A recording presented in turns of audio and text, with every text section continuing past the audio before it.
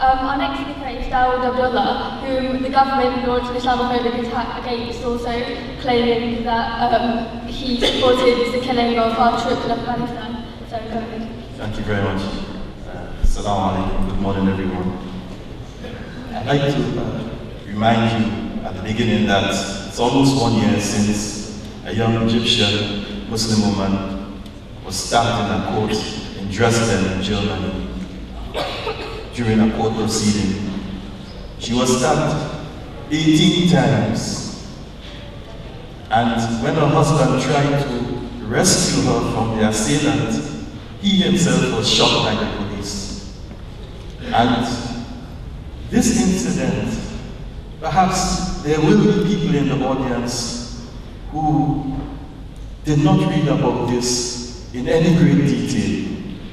And this is a typical example of some of the issues, how the coverage of Islamophobia has been presented in the media.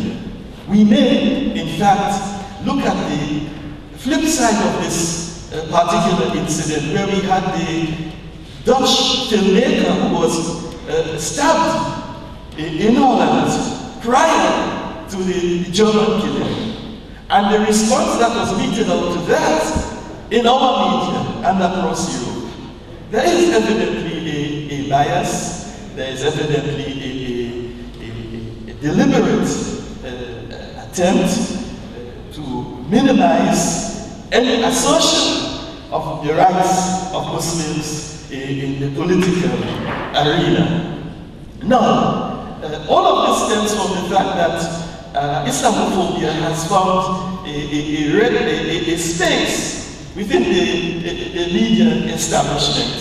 Those who want fame, those who aspire to riches, they can, through jumping on the bandwagon, through piggy banking, as it were, this issue of Islamophobia, in the name of extremism, in the name of fighting war on terror, and they rise up, they get attention.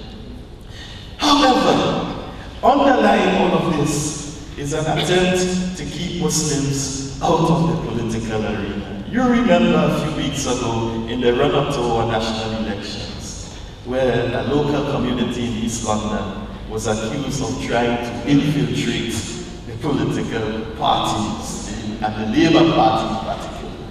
On the one hand, Muslims are accused of being isolationists, of being opting out, choosing to opt out of the political process.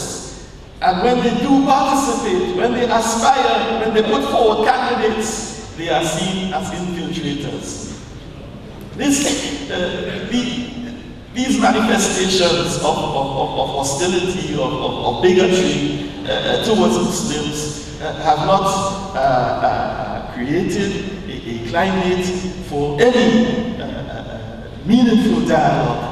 On the contrary, what it has done, it has pushed our communities into the corner, as it were. It has created a sense of discontent, of disaffection, of alienation from the mainstream, and it has to be addressed.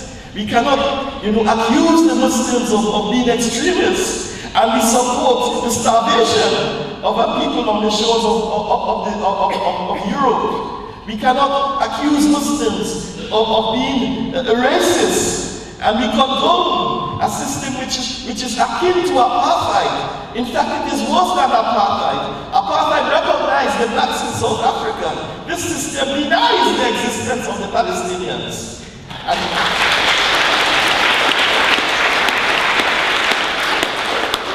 But we hear excuses. We hear excuses. And believe me, these policies, they fuel tendencies of extremism. They fuel discontent and animosity.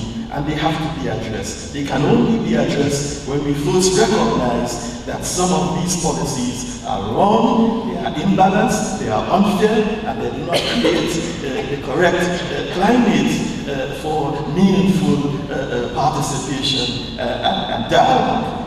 In conclusion, I wish to say that these efforts, such as what we are engaged in at the moment, these are welcome, they should be supported. We will do all our best to maintain this working relationship with our colleagues in Stop the War, in the CND, and all other progressive forces to ensure that we have a society which is free and which offers equal opportunity for all its citizens, regardless of their race or beliefs. Thank you.